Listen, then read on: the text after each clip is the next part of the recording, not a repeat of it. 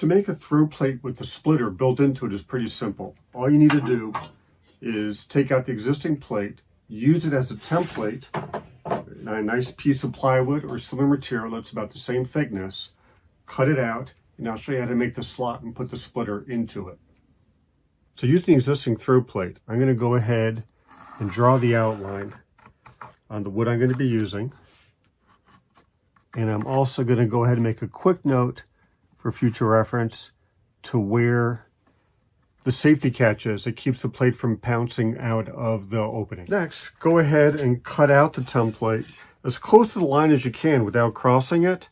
I'm going to go ahead and use a jigsaw since most woodworkers have those, so I'll show you how easy this is.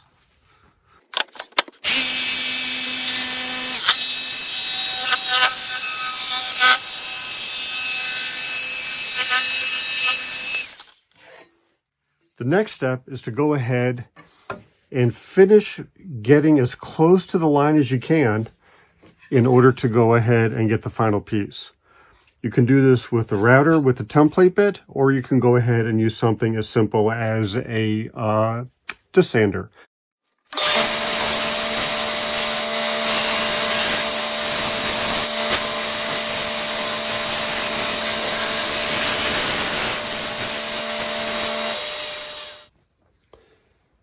Go ahead and test fit. It should be nice and snug, but fit right in. Next, you'll want to go ahead and get some really short round head screws that you're going to be put in place to level it. There are little leveling pads sitting on the inside. Just go ahead and mark approximately where those need to be on both sides. And we'll go ahead and put the screws in from the bottom. And then based on how far in and out we screw them, we'll be able to go ahead and level this so it's perfectly flush with the tabletop. The original throw plate has a little knob that sticks on the end.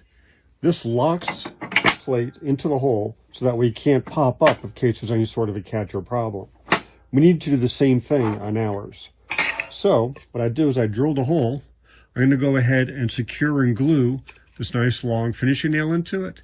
And once that's dry, I'll go ahead and snip it off, and that'll lock this into place when it gets inserted into the hole. I've gone ahead and drilled a finger hole in here so that will be easier to pop this out of the hole, just like the original has. Next step is to go ahead and cut the slot. I'm going to do that without the leveling screws in place. And in order to cut the slot, I'm going to go ahead and use the existing plate and the fence as a perfect guide.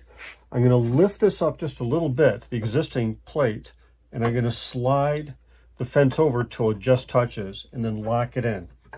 Now, with that in place, I'll be able to go ahead, raise the blade a bit, slide this across, and get it cut in exactly the right position.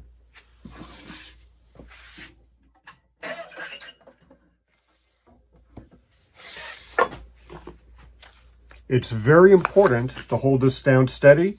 As I cut through, I'm going to stop, hold the wood in place, turn the saw off, wait for it to stop completely before I remove the new throw plate.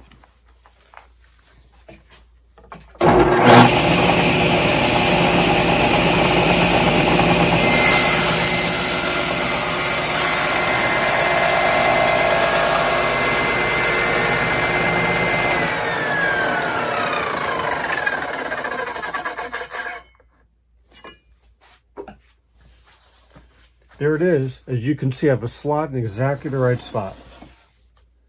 I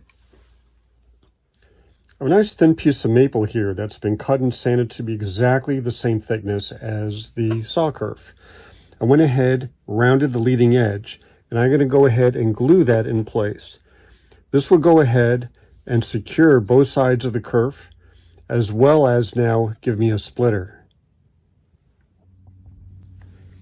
Now that the splitter's been glued into the slot and we've reinserted the leveling screws and set them at such a height so that way when this is put into place, everything is perfectly level. The very last step is to go ahead and finish raising the blade up, finish cutting out the slot at the maximum height it's going to be at, and then this is ready to go. In order to do that, once you go ahead and put the throw plate in, you slide your fence over and lock it in just short of the guide. This will hold us perfectly flat when we go ahead and turn the saw on and raise up the blade, which we'll do right now.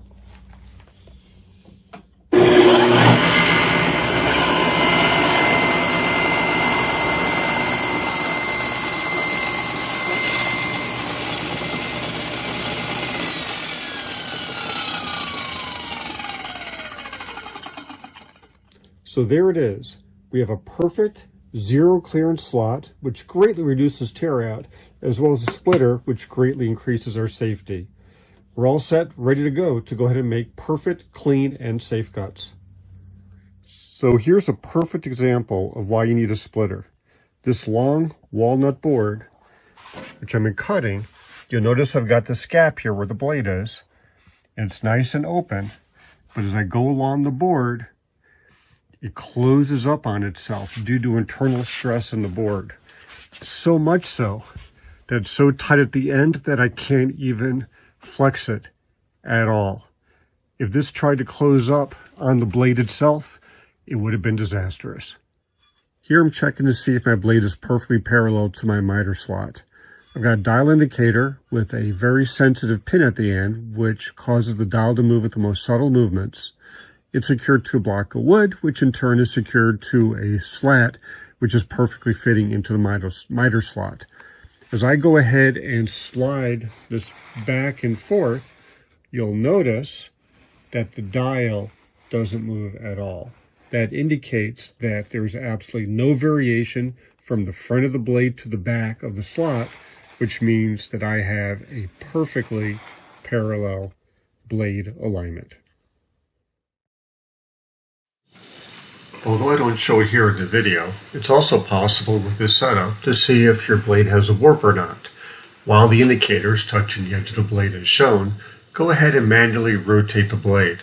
If the indicator moves significantly, you know you've got a warp in the blade. It should barely move at all. If there is a warp in the blade, it's probably time to replace it. To check and make sure that the fence is parallel to the blade is a very similar thing. I've got my dial indicator attached to a block of wood. The pin is touching the blade, and when I slide this from one side of the blade to the other, you'll notice that the dial indicator barely moves at all. So I know that the blade and the fence are parallel to each other. The other critical measurement and alignment you need to do with your table saw is to make sure the blade is exactly 90 degrees to the tabletop when you're making straight cuts. There's several ways to do that. They do make digital meters. Some people claim they aren't perfect, but I find that mine's worked extremely well. This thing allows you to basically zero out against the tabletop, place it against the blade, and then you can make adjustments until it says 90. And you can also go ahead and turn it, and it'll give you very accurate measurements up to whatever degree you need. You can also go ahead and acquire angle templates like this one. This will go ahead and give you your 90-degree mark, or you can turn it to lock into the 45 degrees or whatever else you need. Keep in mind that whenever you hold anything up against the blade, it has to be against the flat side of the blade and not hitting a tooth. The teeth stick out usually a little bit more than the blade and will end up messing up your alignment if you touch those. And the fact is, if you can get a way of getting a very accurate cut at one point, you can just make your own. There's no reason you just can't cut a board to a perfect 45 degrees. Once you do manage to do that, this will stay with you forever and will work perfectly for any alignment checking you need to do. Same with 90-degree marks as well. Other than touching a moving saw blade, kickback is one of the most dangerous things that can happen with a table saw. Kickback occurs when your workpiece gets jammed between your fence and the backside of the spinning saw blade. When that happens, the blade will lift up the workpiece and throw it back towards you at incredibly fast speeds. In order to avoid it, you need to make sure that the workpiece is held flat against the table, it's held flat against the fence, and is supported from the backside as it continues to move through the blade. As long as those three things happen, kickback won't occur. One of the best ways to show you the ways that you can support a workpiece in all three areas, the fence, the table, and from the backside, is to also show you how to safely cut small wooden pieces like this one. There's numerous ways you can do it. I'm going to show you two techniques that I use. The first one has to do with what I call sacrificial push stick.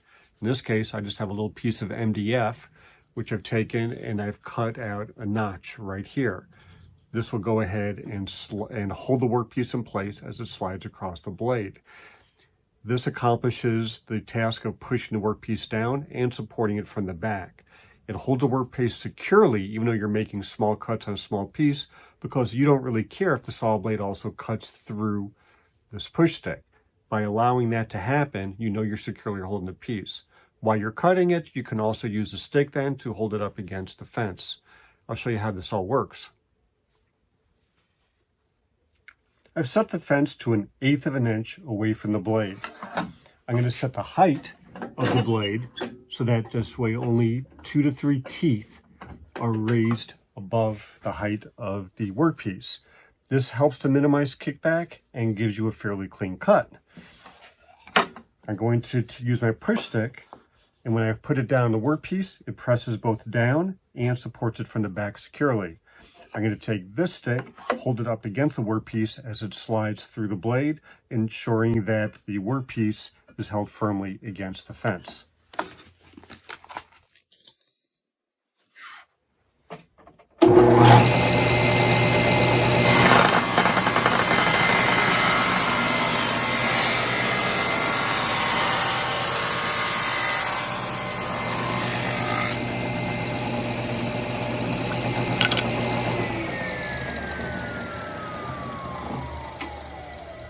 As you can see, I have a perfectly smooth cut, and this is a nice, clean 1/8 of an inch.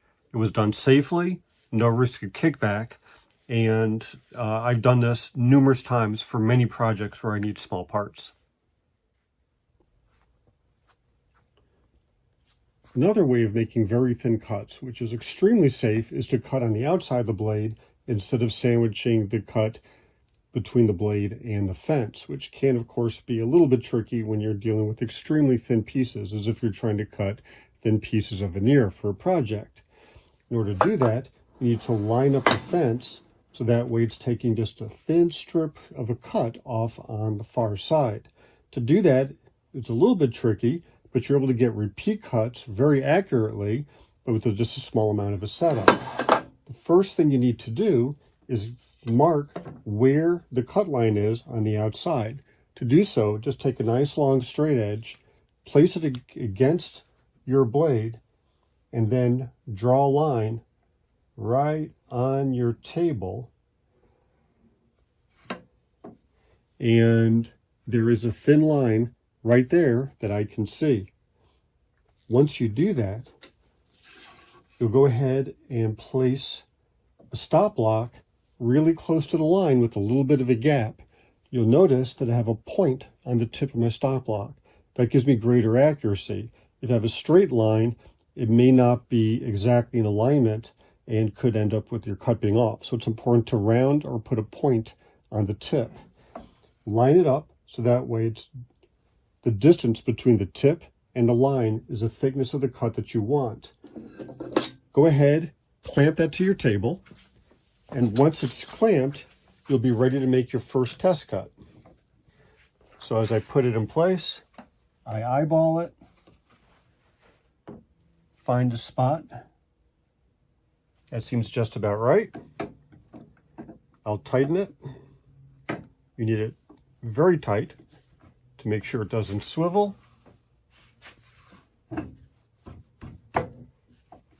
And with a little bit of fine adjustments, I have it where I want it.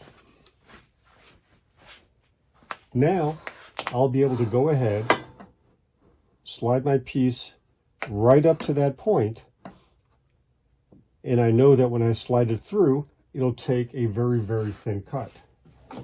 I'll show you, and then I'll show you an alternate way of setting up this block as well.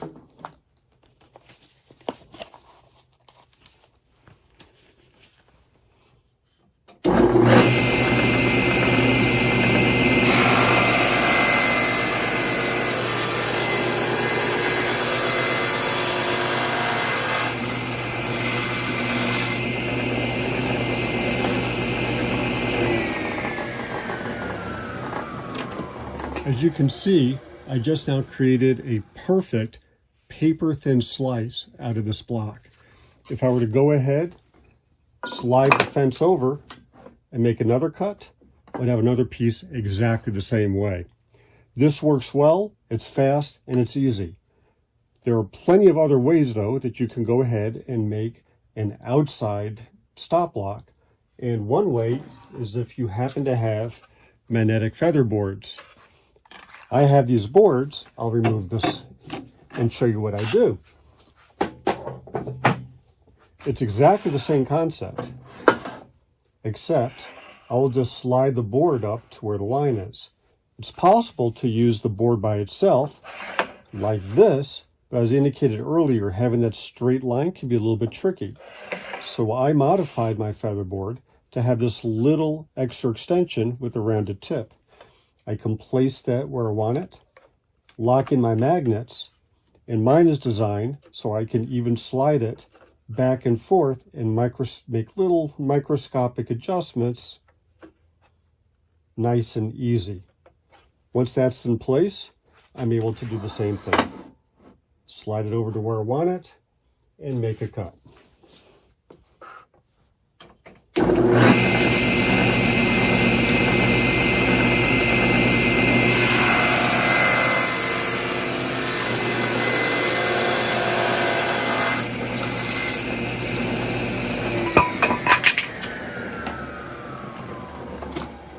Another perfect thin slice. Here is a really simple crosscut sled I made for being able to cut down really long boards that I've got. All I did was get a scrap piece of a board that I had. In this case happens to be pegboard, and I secured a runner to the back. After the runner was in, the board was a little bit oversized, and I ran it through the blade, and now this edge is perfectly in alignment with this blade. I also put a bar on the back.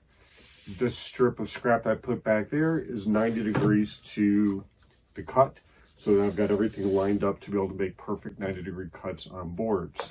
I also went ahead and got an extra piece of scrap from the same material, which I laid down the opposite side, so that way I've got a support for the cutoff piece for the board that I'm cutting.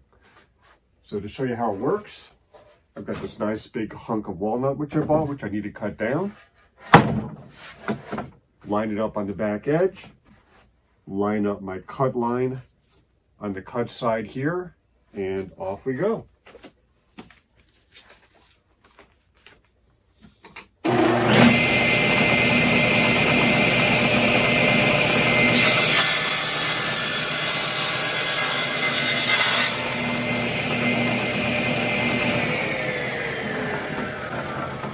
Perfect. Here's another quick jig I made out of scrap wood lying around the shop. I occasionally make large frames. Right now I'm making one that's 4 feet by 4 feet, and I need to be able to cut very accurate miters on the long sides. In order to do so, I took a long sheet of scrap plywood. On the bag edge, I went ahead and secured an upper lip, which will hold everything 90 degrees to the blade. The blade is tipped at 45 degrees as it is now. I also secured taller supports on the leading and tail edge. This holds everything together once it's run through the blade. On the back are 2 runners, which fit into the 2 miter slots, which keep it from racking back and forth. And just as a little added bonus, not necessary, but for a little added safety, I put a clamp on the waist side to hold the waist in place after the cut so that the blade won't accidentally catch it. So, in order to make a cut, it's pretty straightforward. All I've got to do is put a board in and slide it through the blade.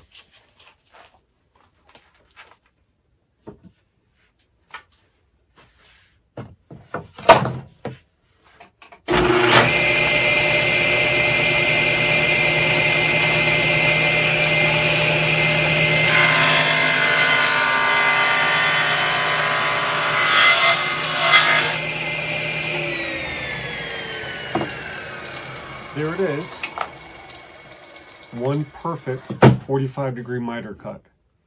I thought it'd be kind of interesting to show some of the versatility of the table saw by making a picture frame with some rather unique profiles. So for example, I'm going to make one now with the complex profile. If I can show it out here, what I'm going to do is go ahead and, using the table saw, cut a rabbet there. That's going to go ahead and be used where the picture will be fit into place. And then the profile, I'll go ahead and clip the corners. That's simple enough. But to make it a little more interesting, I think I'm going to go ahead and go down and have a bit of a stair step right over here. And then clip that end back up at an angle as well. While I'm at it, maybe I'll go ahead and clip this side too. We'll see if that works out. You'll see how it all works out when I'm done, but all of this can be done without a router and any other unique tools. It's able to be done just with a table saw. I've gone ahead and drawn out the profile a little nicer on this piece of paper. What I'm going to do is cut notches 1, 2, and then 3, which will be done just by making straight cuts with the blade at different heights. Cuts number 4 and 5 will be used to cut out the rabbet. Cuts 6, 7, and 8, and 9 will all be used to go ahead and cut those beveled edges. So it's all pretty simple. I'll go ahead and do it now. First thing I'm going to do is set the height of the blade. What I'd like to do is work on that first cut, which is right over here, which is the deepest one. So I'm going to use a bunch of spacer blocks, which I use routinely to set the height. All I've got to do is lower the blade till it reaches the height. In this case, I'm using a 9/16 inch block and get it pretty close. Because this particular frame, it's not going to be rocket science. It's just going to be close to what I'm trying to get. I'll go ahead, line the fence up, so that way I've got a nice amount of space in there. And then I'll go ahead, put in some feather boards and make the cut.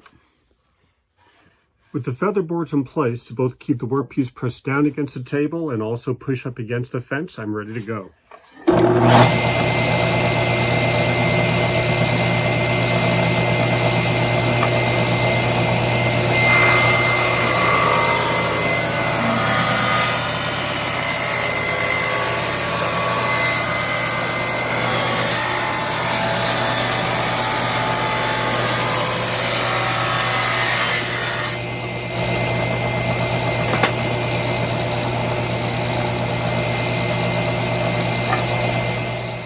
Next, I'm going to go ahead, lower the blade about 1/16 of an inch, and slide the fence over about 1 saw kerf's worth.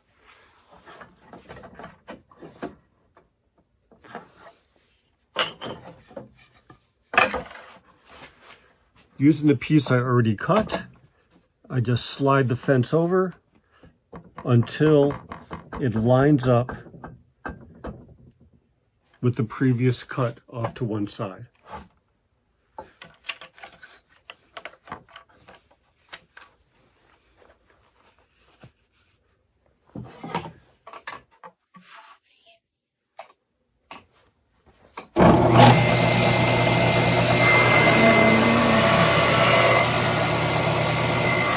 I'll go ahead and repeat that. This time I'll lower the blade down to about 5/16 of an inch, push the fence over, and make one more cut.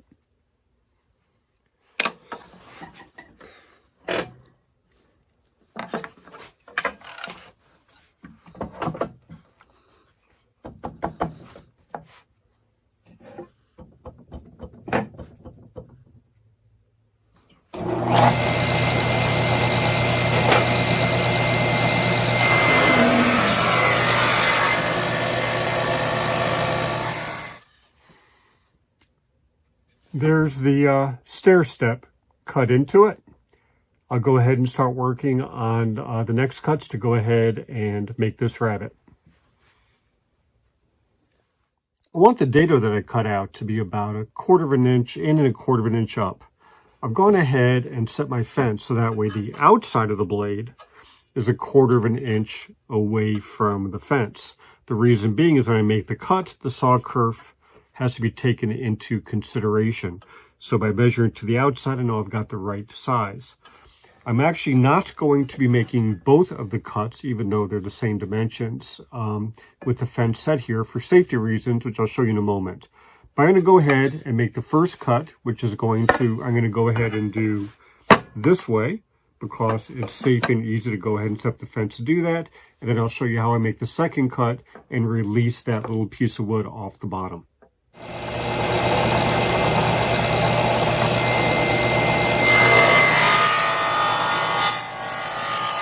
The next cut will be down on the bottom, and it will release this piece of wood right here. But if I make the cut by just sliding the piece along this way, that piece of wood is going to get trapped inside between the blade and the fence, which makes for a dangerous situation.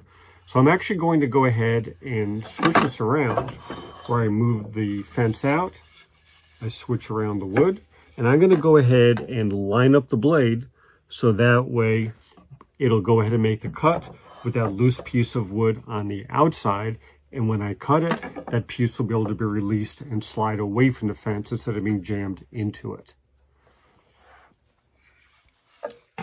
When I make this cut, I'm not going to be using a feather board like I normally do. The reason being is that feather board will end up pushing in the loose piece when it comes off. So I'll just be holding it by my hand here until I need to, and then I'll just push the wood right past the blade.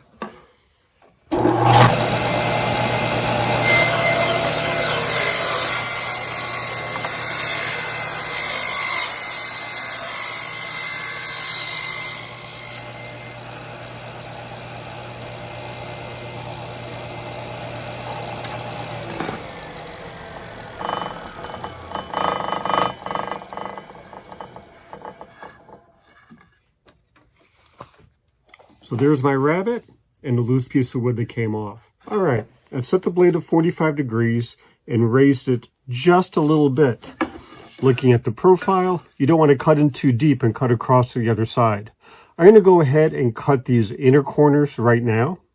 The reason I'm doing the inner corners before the outside corners is that the outside corners are actually helping to support the piece flat against the table.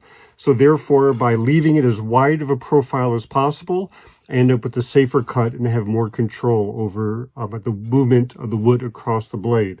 Planning ahead of time all your cuts and the order of them can really help prevent a big hassle downstream and also keep things a lot safer.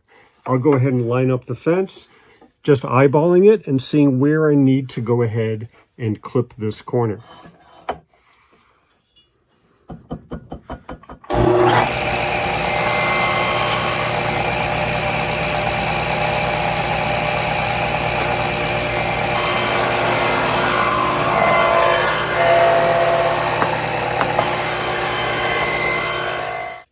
Now that I've gone ahead and clipped this side, I'll do the same thing on the other.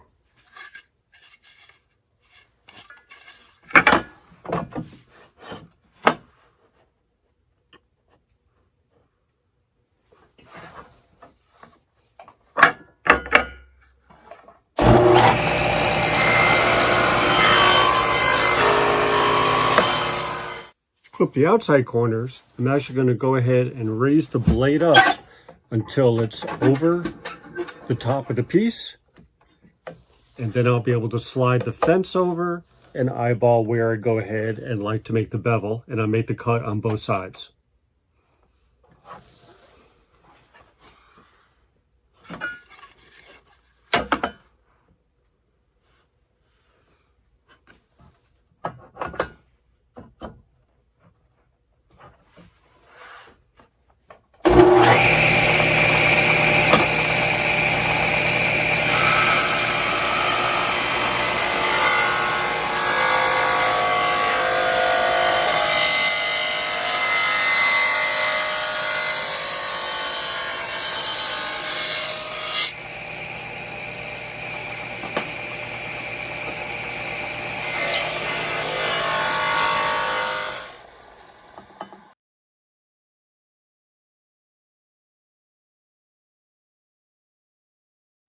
Here's a jig that everyone who owns a table saw should go ahead and make. It's a miter jig. It's designed to be able to make nice 45-degree angled cuts, picture frames, furniture making, boxes, whatever it is that would require a miter joint. It's very, very simple. Back has two runners that'll fit right into your miter slides. The front side is made by securing a piece that's already been mounted with these two boards that are 90 degrees to each other, and then mounted dead center on your sled. To make it, you would first put the runners on a piece of plywood, place it in here, start to make a cut, and then you'll know where the center is for you to be able to go ahead and line up these pieces with any 45-degree tools you have to help you line it up. Once it's in place and you do a little bit of adjustment as necessary, you can go ahead and screw it down tight. The other thing that's very important is this block of wood behind it. That's safety, so that way when the blade goes through, it goes into this wood and isn't exposed where your hands might be. I'll go ahead and demonstrate it by cutting this piece of wood that we've set up earlier for a picture frame, and you'll see how well it works.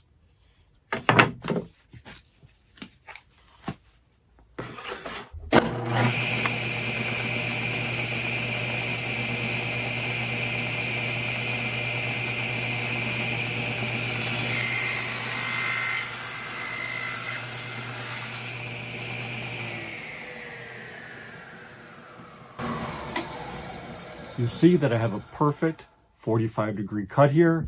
Now all I need to do to make the next cut is measure where I need it, flip it the other way, and run it through. Nice thing is, if you are making consistent cuts, you can clamp a stop block right to this, so that way all of your cuts are exactly the same. So I've gone ahead with a hand screw and screwed in a stop block. Now I'll be able to go ahead and make a couple sides of the frame that are exactly the same size.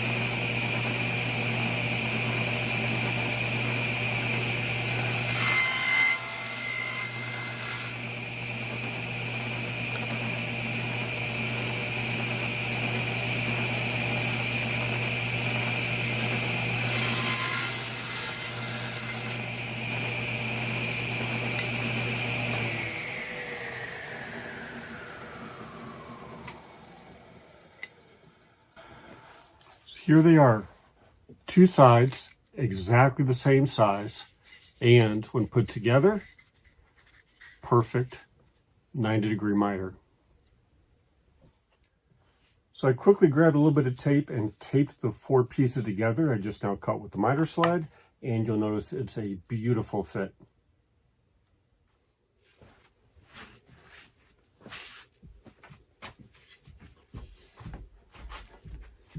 Picture frames, like this one I made, are often made by gluing together miter joints. They're not the strongest, and if you need to go ahead and make your frame stronger, what's typically done is putting in splines. You cut a slot in the corner and get a piece of wood like this one, which is the same thickness as your saw kerf, and just glue it into place and then trim it down later. In order to make those, it's very simple to do with your table saw. You can get all sorts of jigs to do this. The simplest thing to make is what I made right here. All it is a piece of scrap wood that I had, and I measured out a couple 45-degree lines and glued some scrap rails on the two sides. These particular rails will hold your frame at a perfect 45-degree angle to the blade as you slide it through. I'm going to go ahead and show you how I do it with this frame right here. I've set the height of the blade to match the height that I want to go ahead and cut into the frame, and I've slid the fence over so that way it's going to cut about halfway through the thickness of this part of the frame. All I got to do is make 4 passes. I'll show you how it works.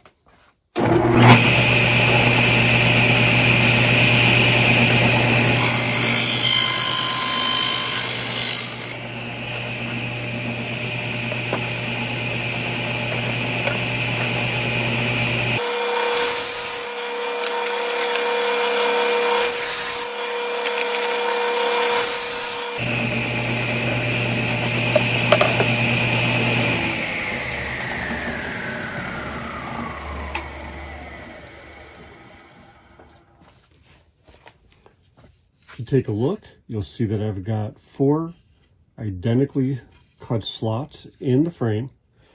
I've got some splines. All I need to do is glue them in, and my frame will be significantly stronger once they're glued and everything is trimmed in place.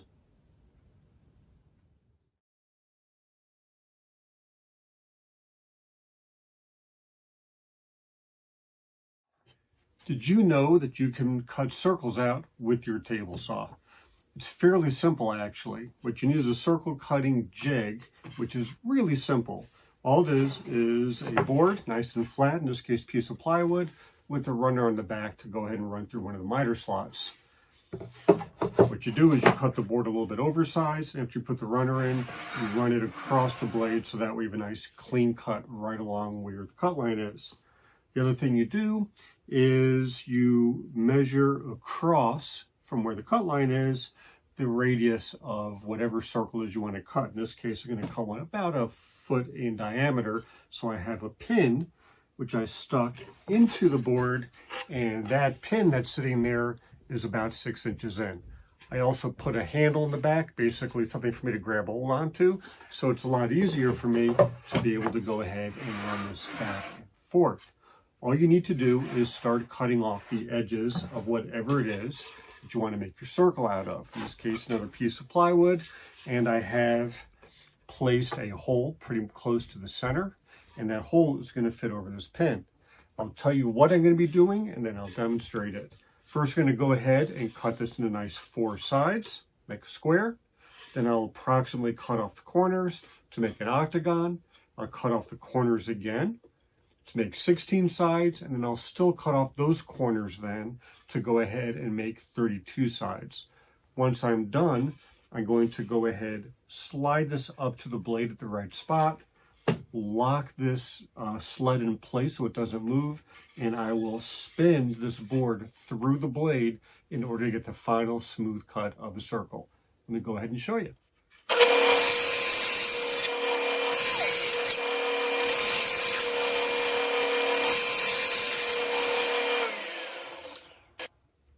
Want to move the scrap out of the way. I did have a little bit of a tear out, you might have noticed. It's because I wasn't holding this steady and it spun just a bit into the blade, probably less than a 32nd of an inch worth. So it's very important to keep this steady while you're backing it up from the blade so you don't have that problem. All right, I cut out 4 sides. Now I'm going to go ahead and cut out those corners, and I'll continue doing so until I end up having an almost perfectly smooth surface.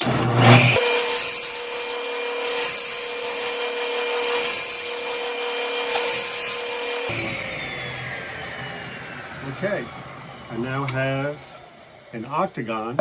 I'll go ahead and remove these scratch pieces and keep on going.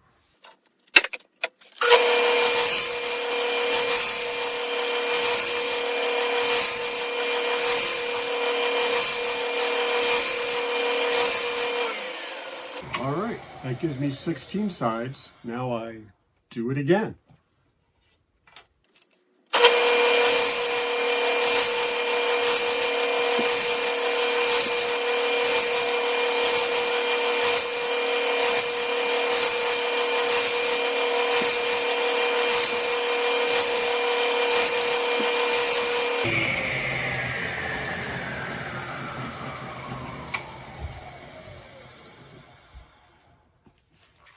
Okay, it's almost a circle. It has 32 sides on it right now. The next step is for me to come up here, find a spot where the blade just barely starts to cut into it, and then I will lock the sled in place and spin the board in order to go ahead and get the final circular cut.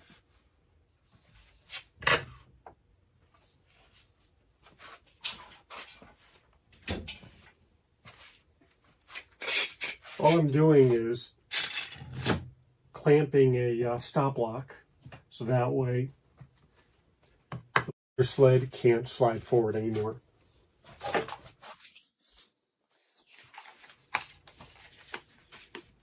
All right, let's see if I've adjusted this in the right spot. If for some reason it feels like it's binding a little bit, I need to back it up a little, and if for some reason it doesn't feel like it's cutting at all, I need to move it forward a little.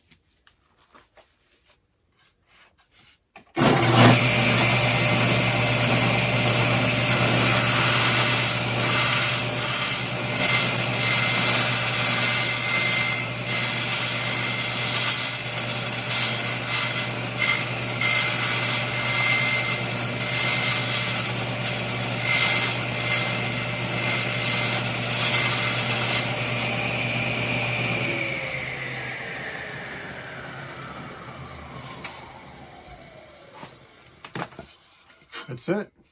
It's a perfect circle. Cut with the table saw. Who knew? One important alignment to check for on your bandsaw is to make sure that the two wheels, the top and the bottom, are coplanar to each other. In other words, you want to make sure that the faces of both of the wheels are perfectly in alignment with each other. To kind of show that, if this is the two sides of the top wheel and the bottom wheel, they need to be perfectly in alignment with each other. To do that, you can go ahead and put a straight edge and put it up against the top and bottom wheel and see if it's flat against the two.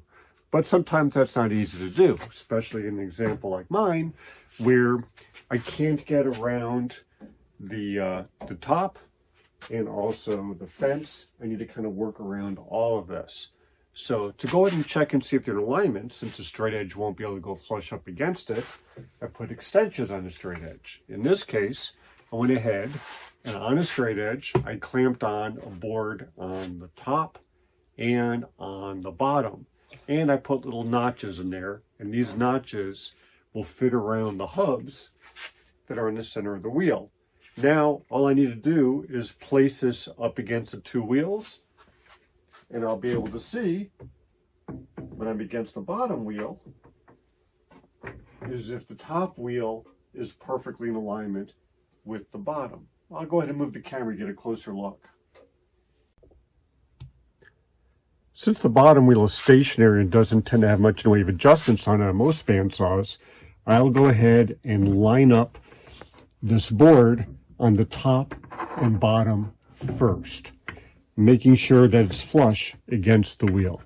Once I do that, I'll go take a look at the top wheel. So while holding the board against the bottom wheel, I go ahead and take a look and see if the board is lined up on the top as well. And I notice on the lower edge it's touching, but on the top edge it isn't. That's not necessarily a problem because most bandsaws you can tip the top wheel for blade adjustment. I'm going to go ahead and rotate that tilt right now until I see that both the upper and lower edges of the upper wheel are touching the board. Next, I'll take a look down at the bottom wheel, and if the edges are touching on both of that as well, then I know that the two wheels are perfectly in alignment with each other. If it turns out that your upper wheel is not completely in line with the lower wheel, it might be necessary to adjust the upper wheel. Most bandsaws have that adjustment built into them. Just check your manual.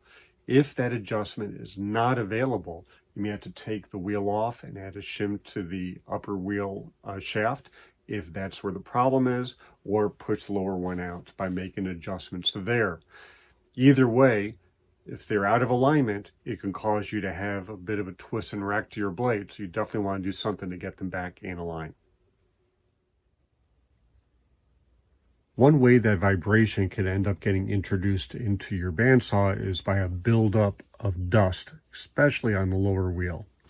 As the blade turns, as it brings sawdust down, it can get trapped between the blade and the wheel and cake in place, especially if you're using softwoods like pine.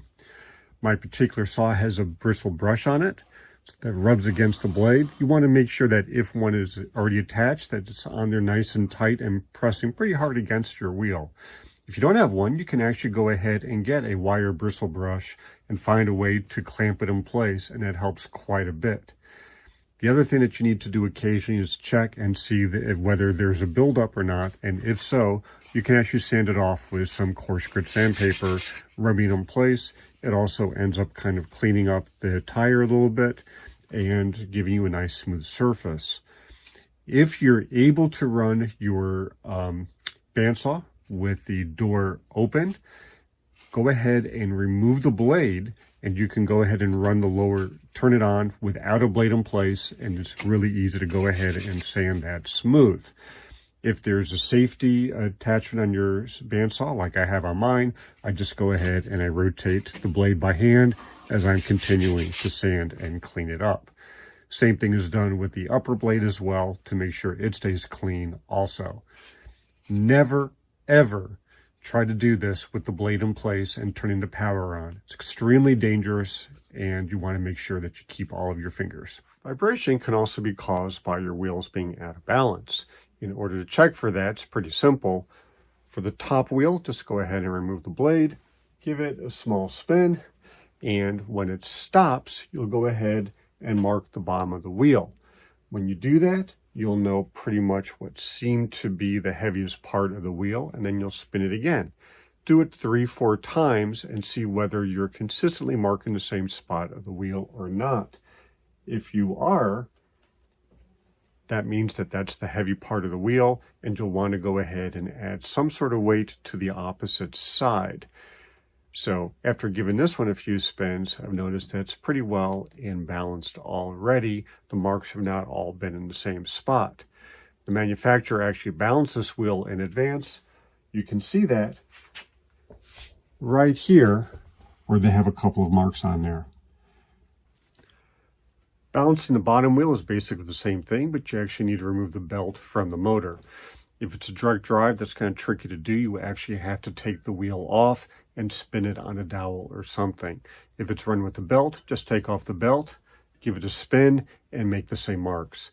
I indicated before that you can add weight to the opposite side of a heavy side. Optionally, you can just start drilling a few small holes on the side that's the heaviest and seeing whether that takes the weight off. Also critical to reduce vibration is to ensure that your guide blocks are placed very close to the blade. You want them close enough so that way they don't vibrate or move back and forth, but you can still move smoothly through them.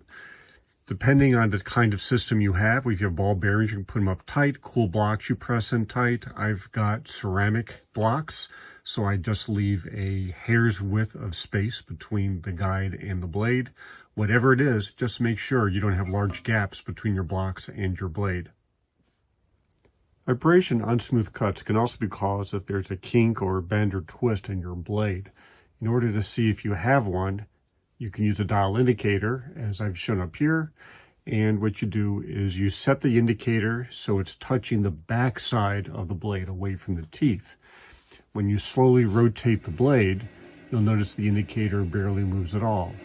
However, there may be spots where you'll notice a jump or twist of some sort, like right there. If it's significant, you can find that spot and see if it's possible to go ahead and give a little bit of a bend or twist to the blade in order to remove it. For the most part, very small movements don't cause much of a problem, but jumps like you just saw there can be a big issue. For example, where the weld joint is, you'll often see something. You might discover that you'd have to lightly file down where the weld joint is. Either way, identifying whether you have a problem with your blade is another way to check and make sure you don't have vibration issues. If for some reason you don't have a dial indicator, or most people I know don't, the other thing you can do is just take something that's more solid. You can use a piece of wood, a metal bar or something, and just hold it against the blade as you rotate it. You tend to be able to feel vibrations, and if there's a particular spot where it feels like there's a high or low spot, you can tend to feel your hand move back and forth and identify it that way. Of course, you also want to make sure that your table is 90 degrees to the blade. Once you've got your blade adjusted and tightened up, you want to go ahead and get yourself a good square. Hold it flat on the table, lined up to the blade, avoiding the teeth, and take a look and see if you see any light shining through between the top and the bottom. If it's nice and flat against your blade, you know that your table's set to 90.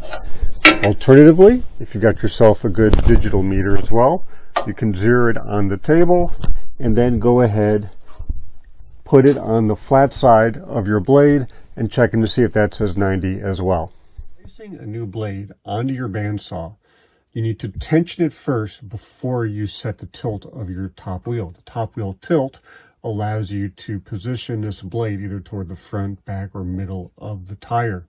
It's wrapped around it. You tension the blade, spin the wheel by hand a few times, and see where it ends up sitting. There are people who claim that you should always have the blade towards the front with the teeth hanging off the tire. I personally don't agree with that. The tires are designed to be able to handle the cushion of the blade running over the top. As long as the blade is tensioned, it won't cut into the tire. Here's the reason why I don't always agree with placing the teeth toward the front.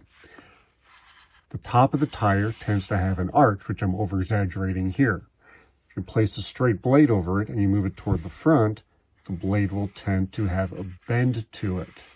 Whereas, if you place the blade toward the center, that little bit of a bend will end up causing the blade to ride much smoother, and you don't end up with a twist in the blade that you would get in this first example.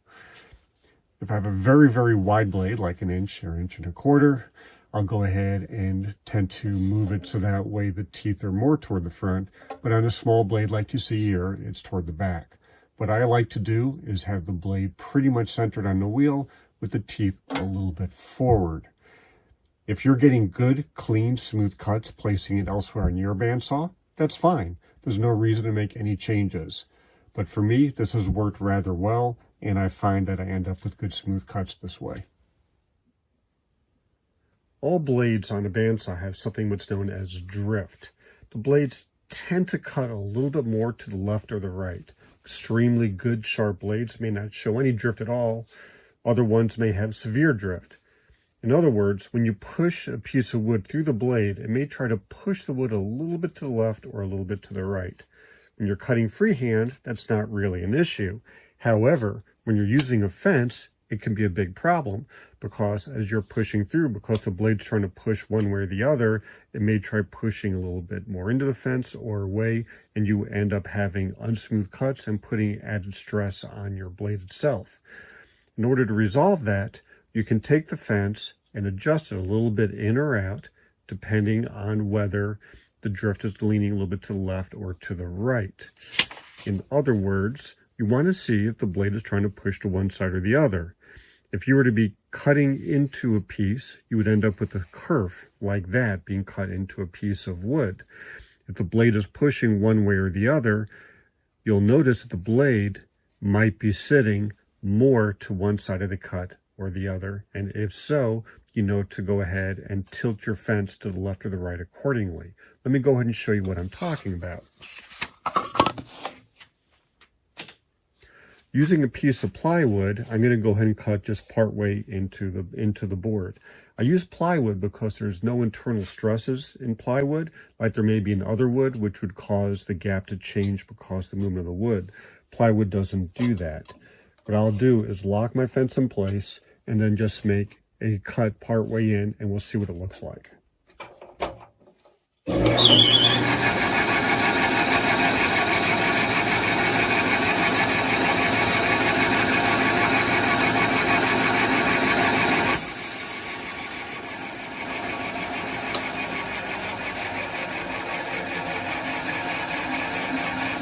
When the blade stops, I'm going to go take a look and see where it is with relationship to the kerf I just cut.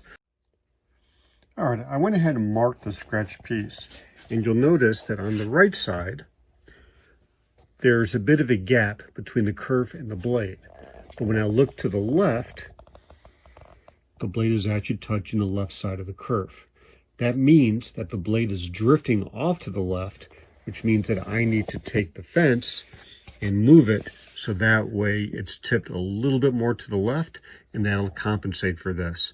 I'm going to go ahead and do that now, and we'll make another cut. The way I do it, it will be different than the way it'll be for every particular brand of bandsaw out there.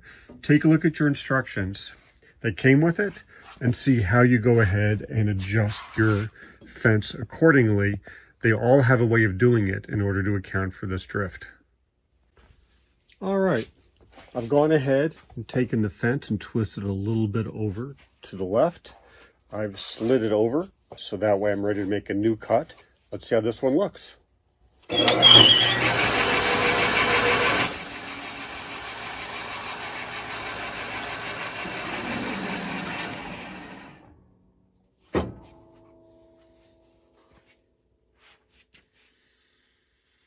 All right, I can take a look now and I see that there's the same amount of space on the left and right side of the blade inside the curve.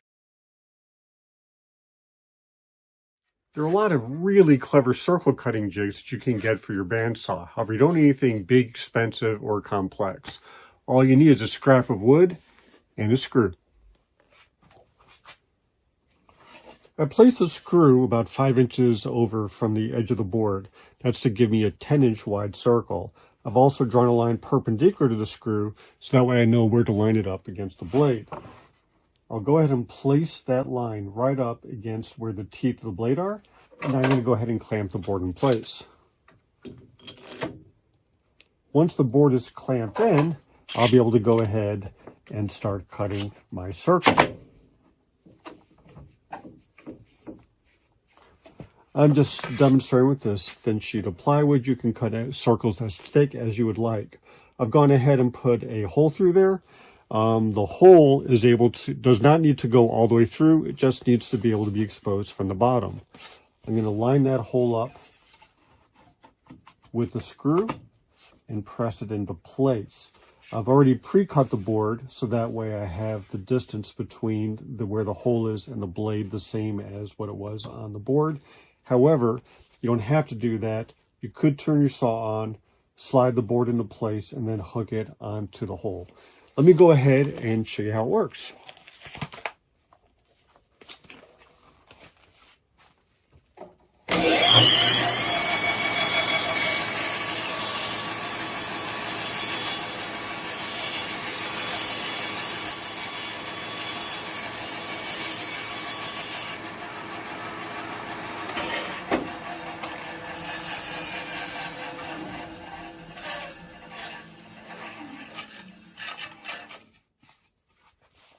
There it is, an absolutely perfect circle. Now, if you want to make a fancier circle cutting jig, by all means, go for it. Here's one which I made. Custom made for this particular saw. It locks right in onto the table, bolts into place, has markings on here to be able to mark out the radiuses, and the pin is able to slide back and forth, so it's very easy to go ahead and adjust the size of the cuts. Once you've got a good circle cutting jig, you can cut much more than just circles. For example, I had a project where I needed these semi-triangular pieces with a curved top, and I needed a lot of them, and they all had to be exactly the same size. I was able to go ahead and create this jig with all the angles set in place with the pivot point that's able to fit right over here. Once that's in place, I was able to take my wood and cut it perfect every time.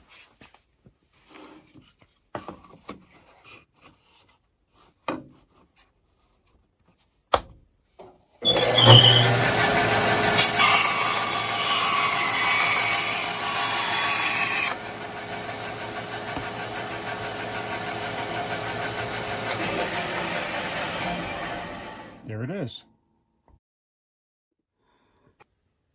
Another project where I had to cut out these arc-shaped segments. I was able to use a circle cutting jig, and in this particular case, I added to it this arc cutter. You'll notice that there are two cuts on it, the outside edge and the inside. I'm able to cut both and be very careful not to cut all the way through the jig. I'll show you how it works.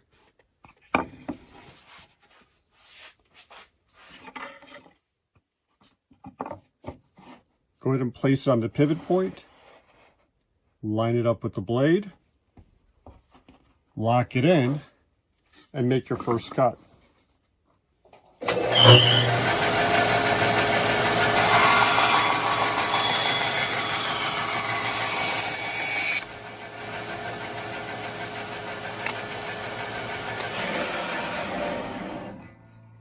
Now I have a perfect quarter circle. Next, slide this forward until it lines up with that existing curve. Lock it in. and make the second cut.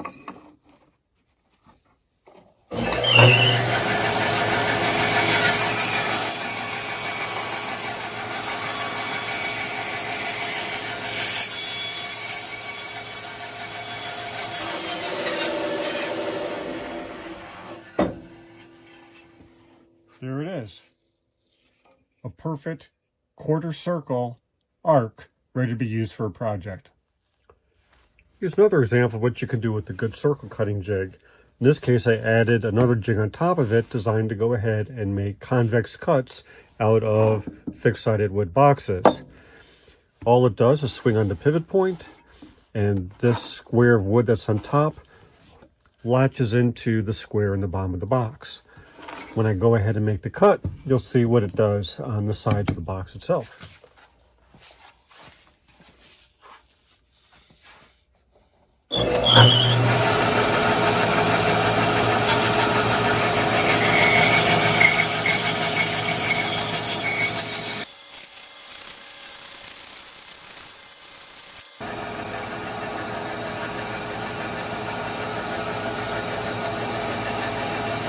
See, made a nice curve.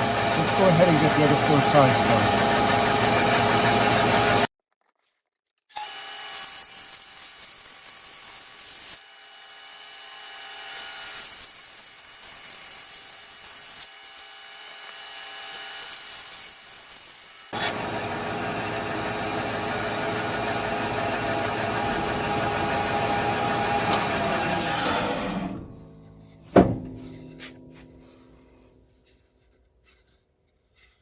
There it is. Pretty unique shape you're able to easily do. And as a bonus, you end up with a number of interesting cove cut pieces that you could use for other projects. You're able to use your bandsaw to cut your own lumber. For example, I'm going to go ahead and take this log and cut it into some small boards. When doing that, you want to make sure you're using a blade that's about as wide as your bandsaw can take, as well as making sure that you have just a few teeth. In this case, I think it's 1.5 teeth per inch, with these wide gullets between the teeth to be able to go ahead and clear out lots of wood at once. You're not trying to get the smoothest cut, you're just trying to get a nice cut that'll work through large sections of wood. However, if you try to cut a log like this, nothing is supporting the bottom side between the blade and the table, and the board will try, or the log will try to twist down, and it will jam up and ends up a dangerous situation, can easily damage your blade, can damage your bandsaw, and more importantly to know, it can damage you. So therefore, you need to make sure that the log will not rotate as you're starting to make your cuts. To do so, and while also making sure your cuts are nice and straight, I just made an extremely simple fence. What I have is a fence that hooks over the back of the built-in fence. So this auxiliary fence hooks on top, and all I'm going to do is screw this log to this fence to make the first few cuts. Once I have a few cuts and a nice flat surface, I'll be able to unscrew and I won't need this auxiliary fence anymore. Okay, I've gone ahead and used a few screws to screw the log to the fence, and as you can see, it slides back and forth nice and easily. I'm going to go ahead, slide it over, and begin my cuts.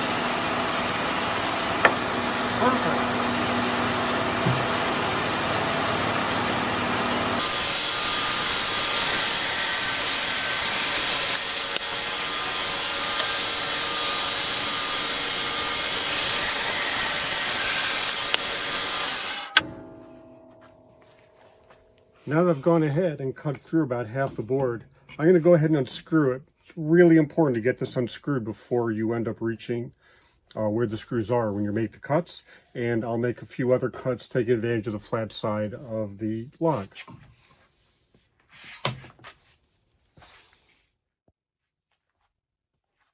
Alright, so with this half of the log, I'm going to go ahead, right along the fence, and just take off a bit on this side to make a flat surface.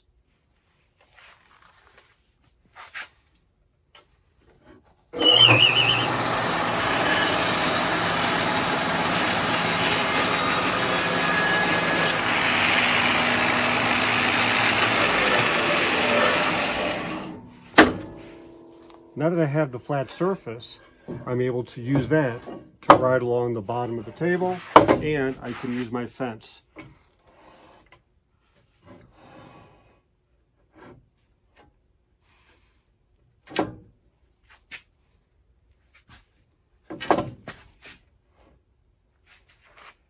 It's important to go ahead and hold the log firmly up against the fence as you make the cuts to make sure it doesn't twist and to ensure it stays stable. Always have a push stick handy. In this case, I'll use a piece of the log here to be able to help you push it through the rest of the log as you're going past the blade.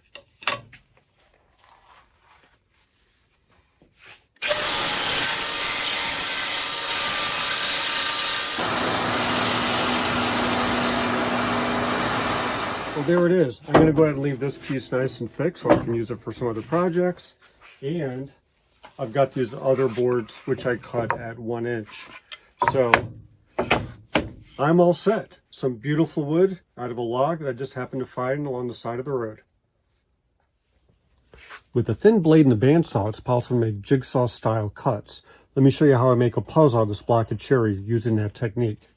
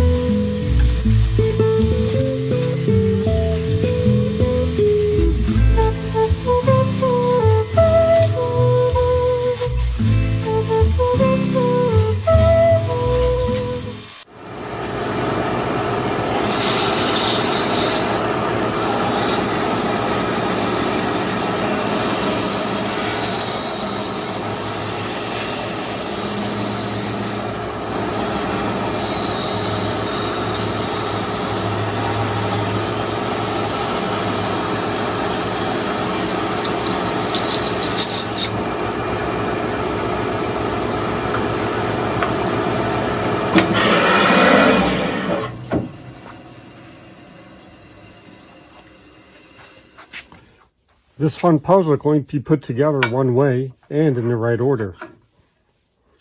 Once you put it all back together, you can go ahead and create a locking pin for it so the whole thing stays together. It's a fun, quick project. Just takes a little practice to get the curves. I haven't made one of these in a while. I also noticed my blade is a little bit dull, so for that reason, I ended up with some burns on here. Those can be sanded out with the sanding mop or just leave them as is to add a little character to the piece.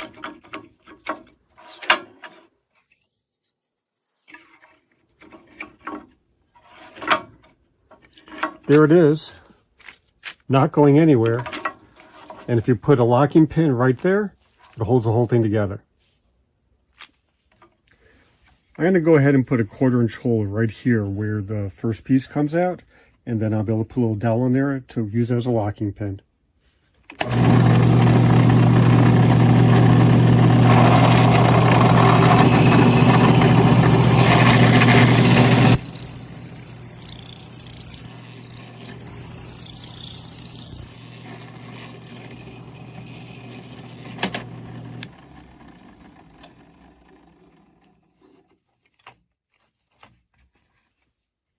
There we go. With the pin in place, the entire puzzle is locked together.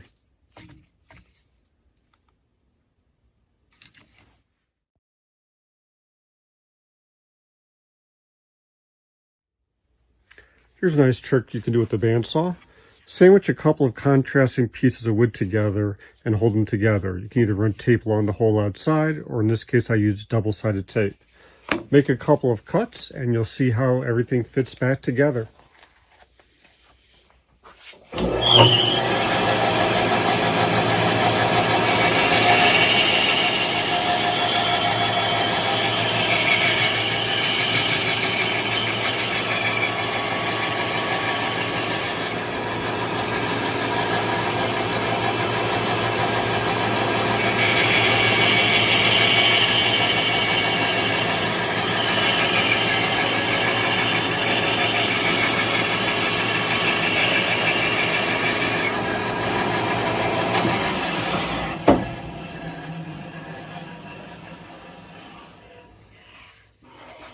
Okay, separate all the pieces.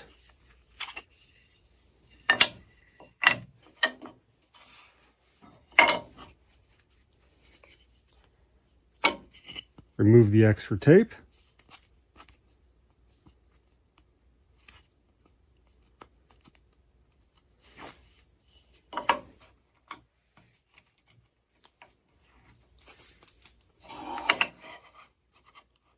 And hold everything together.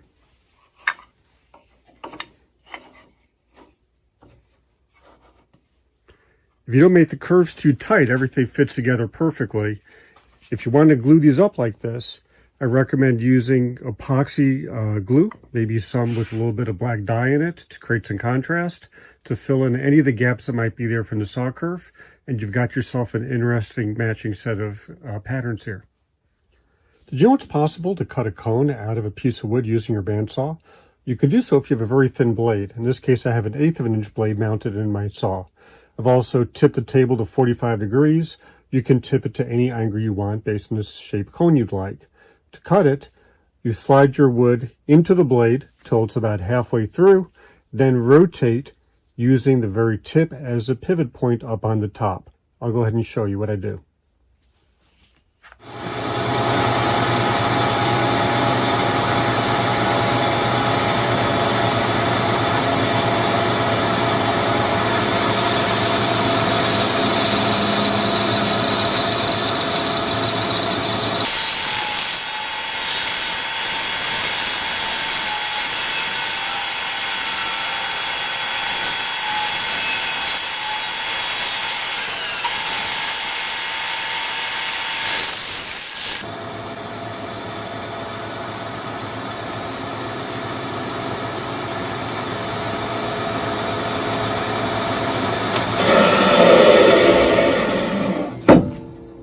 And there you have it.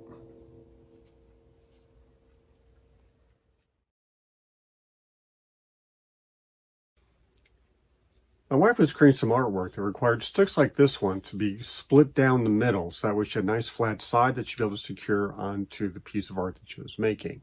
In order to do that, I went ahead and created this thing called a twig splitter. Pretty simple. It's just a piece of scrap wood, which I'd cut a nice straight line on the bandsaw, and then I secured a couple of angled pieces on the left and right side of the curve. On the opposite side, I place a stop lock that hooks onto the back of the table, and this little piece here I put in place just so I could clamp it on. Dirt simple, took only a couple minutes to make. I'll show you how it works. The splitter just slides right over the blade, and the back side hooks right over the back of the table for stability. Once it's there, this overhang is used so that way I can go ahead and secure a clamp. Once it's secured, I can turn on the saw and go ahead and start splitting twigs.